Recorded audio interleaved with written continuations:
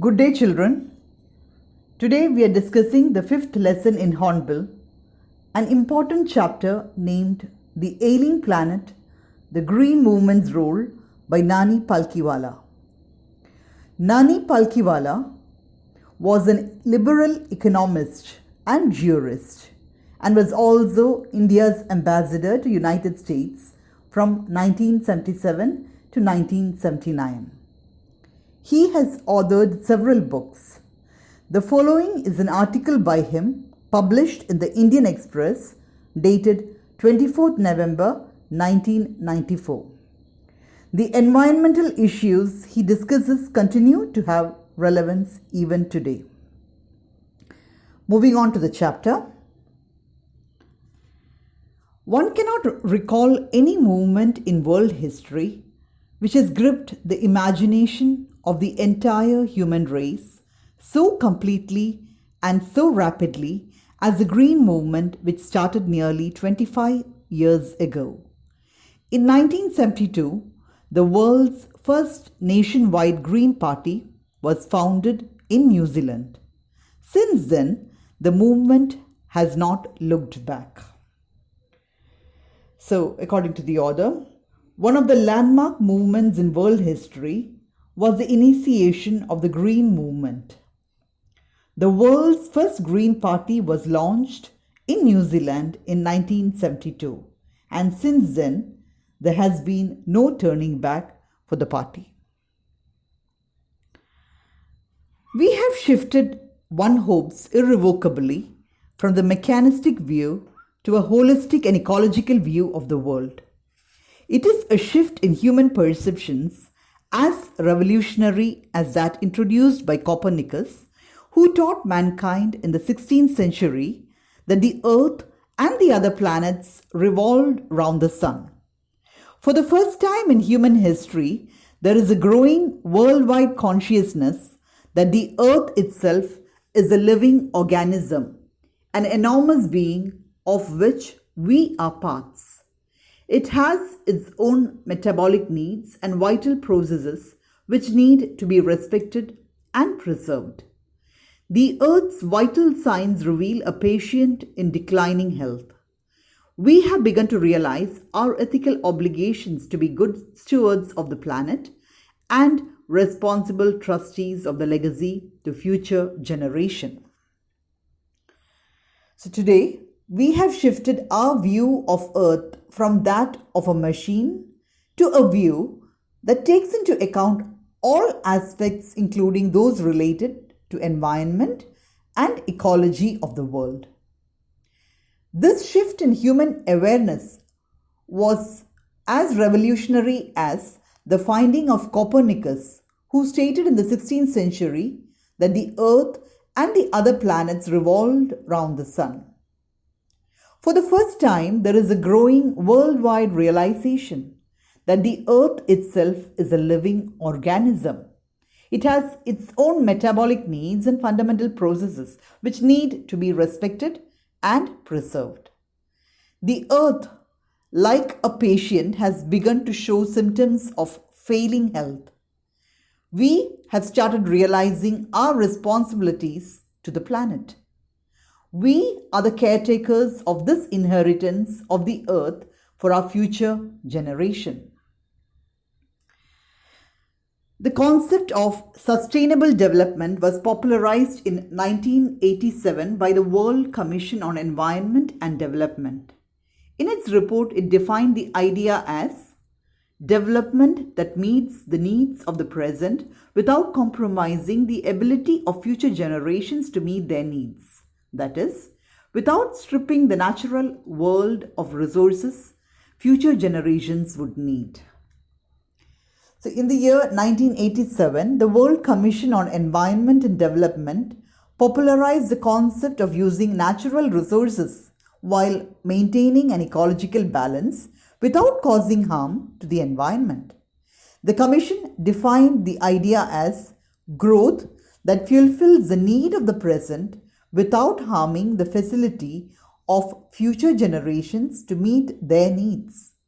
This implied that we ought to progress without depleting the natural resources that the future generations would need. In the zoo at Lusaka, Zambia, there is a cage where the notice reads, "The world's most dangerous animal." Inside the cage, there is no animal but a mirror where you see yourself. Thanks to the efforts of a number of agencies in different countries, a new awareness has now dawned upon the most dangerous animal in the world. He has realized the wisdom of shifting from a system based on domination to one based on partnership. Scientists have catalogued about 1.4 million living species with which mankind shares the earth. Estimates vary widely as regards the still uncatalogued living species. Biologists reckon that about 3 to 100 million other living species still languish unnamed in ignominious darkness. So, the writer narrates that in the zoo at Lusaka, Zambia, there is a cage with a notice, "The world's most dangerous animal." Inside the cage is a mirror where visitors can see themselves. Various organizations in different countries helped in creating in man the awareness that he is the most dangerous species who is exploiting now the planet mindlessly. He has realized the wisdom of shifting from a system based on domination to one based on partnership with the other species. There are about 1.4 million living species that have been listed on the earth.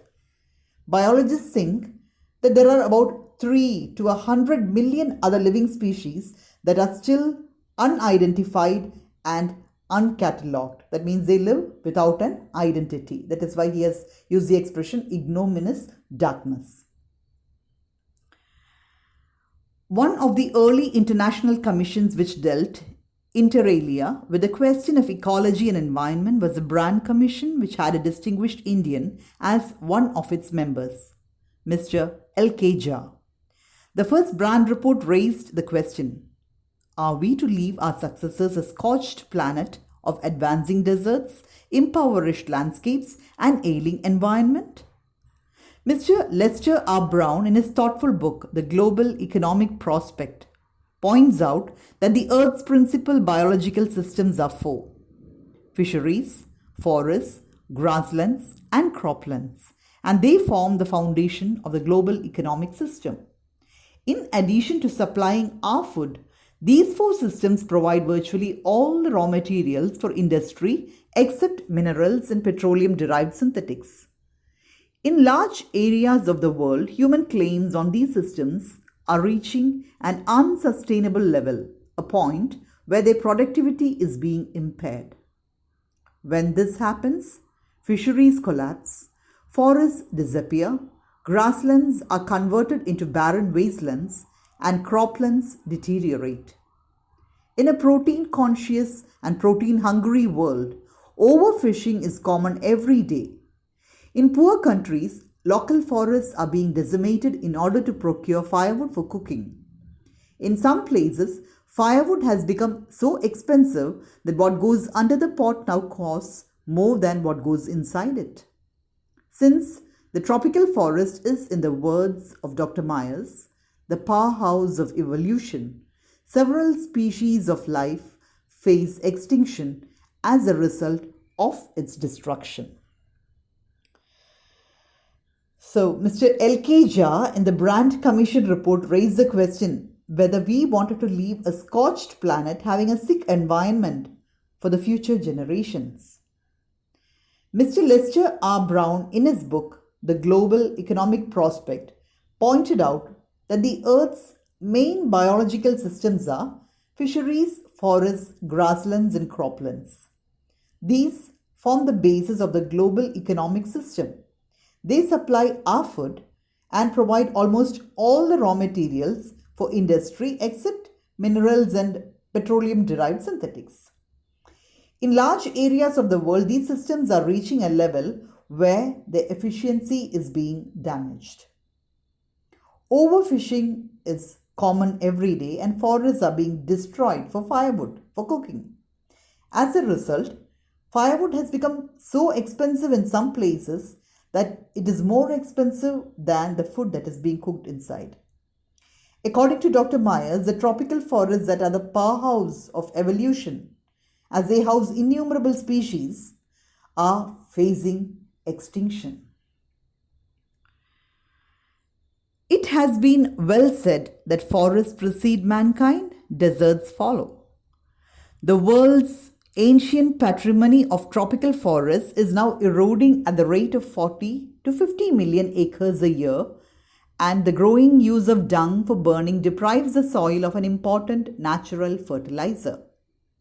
The World Bank estimates that a five-fold increase in the rate of forest planting is needed to cope with the expected fuel wood demand in the year 2000. So it has been rightly said that forests existed before mankind and mankind will leave behind deserts.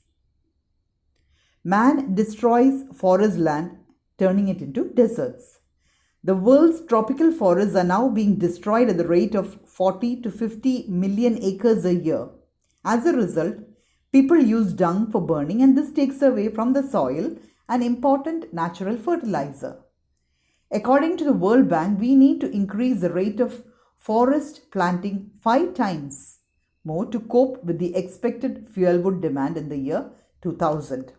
Remember, this article was written in 1994 and now we are in 2020.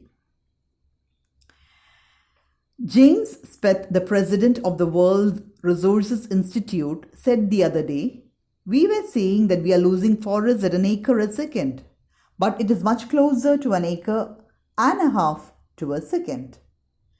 Article 48A of the Constitution of India provides that the state shall endeavour to protect and improve the environment and to safeguard the forests and wildlife of the country. But what causes endless anguish is the fact that laws are never respected nor enforced in India. For instance, the Constitution says that casteism, untouchability and bonded labour shall be abolished, but they flourish shamelessly even after 44 years of the operation of the Constitution. A recent report of our Parliament's Estimates Committee has highlighted the near catastrophic depletion of India's forests over the last 4 decades. India, according to reliable data, is losing its forests at the rate of 3.7 million acres a year. Large areas officially designated as forest land are already virtually treeless. The actual loss of forests is estimated to be about 8 times the rate indicated by government statistics. So, Nani Palkiwala continues. James Speth, the president of the World Resources Institute, stated that we are losing an acre and a half of forest every second. He reminds us, Nani Palkiwala reminds us, Article 48A of the Constitution of India provides that the state shall try to protect and improve the environment and safeguard the forests and wildlife of the country. But unfortunately, laws, he feels, are never respected or enforced in India. Despite laws against casteism, untouchability and bonded labour, even after 44 years, in the article he says 44 years, but to update it, it is now 70 years. Of the functioning of the Constitution, these social evils still thrive in India. Recently, Parliament's Estimates Committee highlighted the disastrous exhaustion of India's forests over the last 4 decades, that is, now 7 decades. It stated that India is losing its forests at the rate of 3.7 million acres a year. The actual loss of forests is likely to be about 8 times more than this. So now what will the figure be in 2020? A 3-year study using satellites and aerial photography conducted by the United Nations warns that the environment has deteriorated so badly that it is critical in many of the 88 countries investigated. There can be no doubt that the growth of world population is one of the strongest factors distorting the future of human society. It took mankind more than 1 million years to reach the first billion. That was the world population around the year 1800. By the year 1900, a second billion was added, and the 20th century has added another 3.7 billion. The present world population is estimated at 5.7 billion. Every 4 days, the world population increases by 1 million. So, a 3-year study by the United Nations using satellites and aerial photography studied the environment in 88 countries. And it has been reported that the environment was critical in many of these countries. According to the writer, growing population is one of the strongest factors changing the future of human society. He gives the statistics to show the growth of population. In 1800, the population was merely 1 billion. Another billion was added to it by 1900. By the 20th century, the population increased by another 3.7 billion. The present world population is estimated at 5.7 billion. That was in 1994. Every 4 days, the world population increases by 1 million. So, again, next paragraph. Fertility falls as income rise, education spreads, and health improves. Thus, development is the best contraceptive. But development itself may not be possible if the present increase in numbers continue. The rich get richer and the poor beget children, which condemns them to remain poor. More children does not mean more workers, merely more people without work. It is not suggested that human beings be treated like cattle and compulsorily sterilized. But there is no alternative to voluntary family planning without introducing an element of coercion. The choice is really between control of population and perpetuation of poverty. The population of India is estimated to be 920 million today, more than the entire populations of Africa and South America put together. No one familiar with the conditions in India would doubt that the hope of people would die in their hungry hutments unless population control is given topmost priority. So, after telling about the population, he moves on to the impact caused by the population growth. As income rises, education spreads.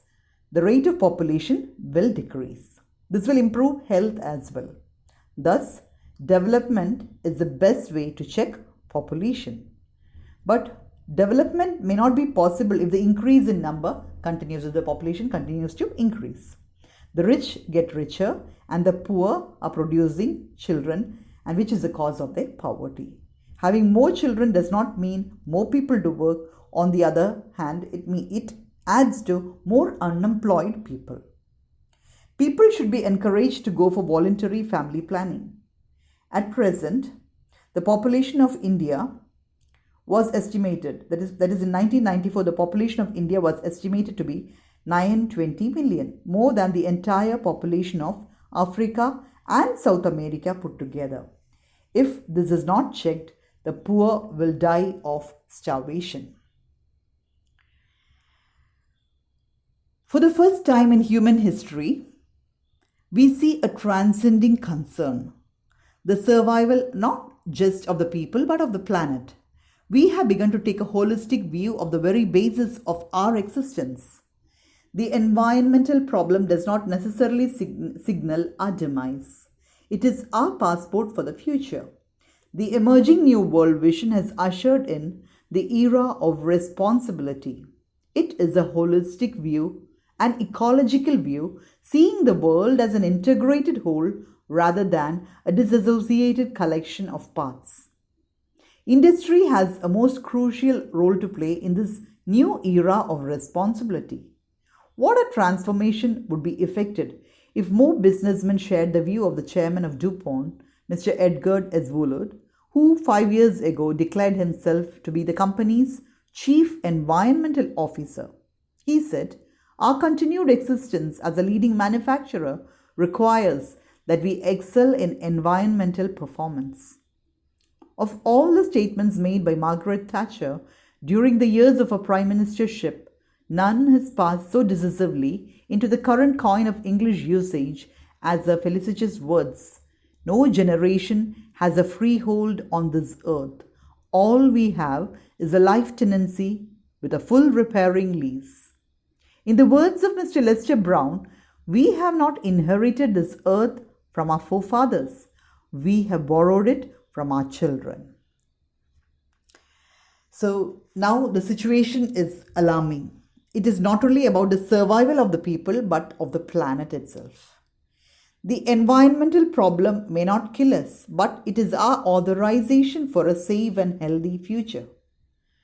This is the era of responsibility that we need to fulfill for our coming generations. We need to understand the natural balance of the world rather than a separate collection of parts.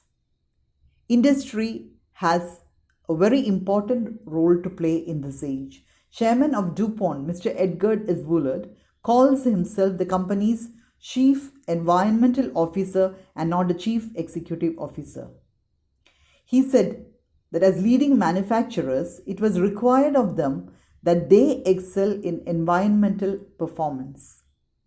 The world would be a better place if all businessmen began to think like him.